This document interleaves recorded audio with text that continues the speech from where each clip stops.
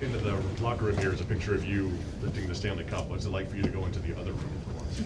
Well, it hasn't changed much. I mean, I guess you're in there sometimes for training camp and stuff. So, yeah, it's definitely different. Just being out of the city for a while and coming back, especially there was a big Bears game last night. It's always fun to feel the energy when you come back to Chicago. So it's nice to be back. How much are you just kind of taking everything in, from walking back into the building and practice, everything from here until tonight?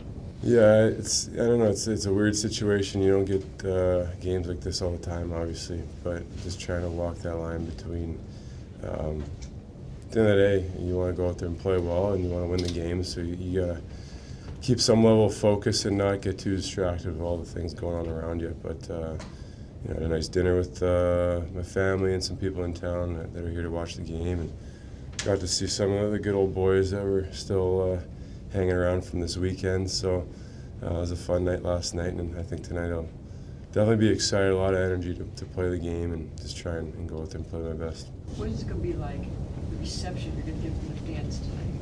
And you're wearing a different uniform. Yeah, again, I think you guys probably remember my last game here in Chicago, and that was, again, totally unexpected and kind of blindsided me, and I'm sure I'll get the same feeling tonight, that not really sure how to receive that. But like I said, it's felt really good to come back here and see some old friends and just feel that reception once again. Do you think back to your last game in Chicago, did you ever envision you'd be back here in the role you're in now at that point?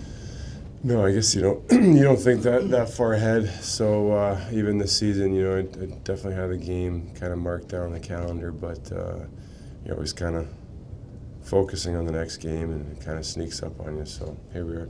When did you find out that things were going to line up with your return and the guys being in town for the Centennial celebration? Actually, I had no idea. I actually saw Steger in Toronto probably two weeks ago, whatever it was. We were in Toronto right after Christmas there, and he said he was going to be in town with a bunch of the guys, and I had no clue. Johnny O and Host and a lot of those guys were coming in too. So it was pretty cool to see, the moment they got, and even talking with Shazi and Steger and Browse last night. All their kids are growing up now, and I think it's probably pretty cool for their young boys and children to maybe see it secondhand when they're a little bit older, a little bit more mature, to see that their dads are pretty cool and they had some pretty cool moments here in Chicago. So I think it's special for them to relive that too. How important is it for you that you're playing well coming into tonight too? I mean, Patrick Kane set the bar pretty high for these return games. Yeah, he tends to do that, so I stopped comparing myself to him a long time ago. But yeah, like I said, it'll be cool to appreciate those moments, but at the same time, I want to go out there and play well. So got to just try and not block it out, but focus on your game and just focus on those details. You just kind of steel yourself for that first TV timeout when you know that's where they always do it. Like, you just got to mentally steel yourself to get it out then and just be able to focus afterwards. Yeah, I guess so. Just try not to think about that too much. It'll happen when it happens. So. Did you ask Kane for any advice? No, I thought about it, and then I was like, what am I calling him for advice for? So no, I'm kidding. But like I said, I'll just go out there and enjoy it tonight. How's this season going for you so far? Like, how do you feel, and what's it like to be back on the ice after having that time off? Well, it's definitely been an adjustment. I mean, there's a lot of things that I've mentioned when I've been asked this question throughout the year that I didn't really predict or foresee, but I think just even acclimating to a new group, a new locker room, I think is something that I wasn't really quite expecting. And the game's always changing. The league's getting better. Just coming into a training camp with a hungry team, there's a lot of little things like that. But I think as time went along, I've been able to feel more comfortable and just find my game and settle in and find a role in this team as well. Is there anything new you learned about your game in Winnipeg that you may have not known here in Chicago? No, that's a good question. Not so much, no.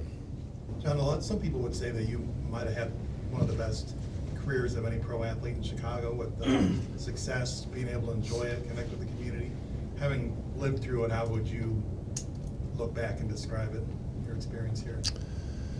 Well, I'm just super thankful, really, really grateful. I think the beauty of our game is it's so team-oriented, and I think I'm always, trying to be cognizant of the fact that I was thrown into a really incredible opportunity. I give myself credit and definitely had a lot of will, a lot of energy coming into my career as a young kid here in Chicago. But it was just a perfect storm. We had so many great players that were finding themselves and finding their careers, finding their games at the same time, and just even the trajectory of where the organization was at the time. There was no pressure really. Given the situation right now with the young players, it's completely different than it was back then. And we always tell the stories of I always love the story of like Duncan and Siebes talking about how they were handing out free tickets at the train stations in their jerseys, and no one knew who they were, and just stuff like that. And I went and played the World Championship after my last year in college, and all the guys there were always like, Chicago's such a great sports city, and once the team gets going, it's going to be a great place to play. And sure enough, that really came true within a couple of years of being here. So just all the things kind of lining up and being able to take advantage of those opportunities was all pretty special. It is different now, but do you see any similarities between Bedard's situation and your situation? He's not captain yet, but similar in the expectations and the burdens he faces. I mean, I can't compare anything that I went through to what the pressure he's been under since he was a junior hockey player. So I can't imagine. Only one guy knows what that's like, and that's him. So. It's pretty incredible to see, how he keeps raising his game too. And he's not even, what is he, 20 or whatever he is now, and he's been in the league for almost 3 years now. And the pressure that's on him and what he walks around with every day, it's not an easy way to grow up as a young man, but from afar, it looks like he's doing a heck of a job. Connor Murphy was saying Couple that more, guys. when he'd go out in public with you, fans would come up and say, like, thank you for making my life better, not just, I'm a big fan. What do you remember about your connection with the people in Chicago? I think that's one of the coolest things, and ultimately that's, I would say, a big reason why I wanted to play hockey. I think when I was a young kid, getting to, go to an NHL game, you just feel that inspiration and it makes you feel some kind of emotion that inspires you to go out there and do your best and try and be great at what you do. And, I think it's what we love about sports too, is that, you never know what's going to happen. So to put your heart and soul into something and to be able to have that impact and inspire people in that way too, I think is what makes our sport special. And when people would come up to you and talk about where they were when you won one of the cups or whatever it was, the story they want to share, it gives people memories and something that people in our city would bond over. So, that's pretty special to have those memories as well. I know you didn't ask for it, but Nick Flingo mentioned he reached out to you when he was named captain, and I know he often mentions your leadership, and I don't know, what's that been like on the other side of it, to see someone else is captain and knowing how maybe important that legacy is still to the organization? Yeah, it's weird at first. You can see some of those parts of you that are still attached to the way things are, but it couldn't happen to a better guy. He's done a heck of a job of coming in and being a model for those young guys in that room, and just him reaching out and I guess showing that respect, which is not something he had to do at all.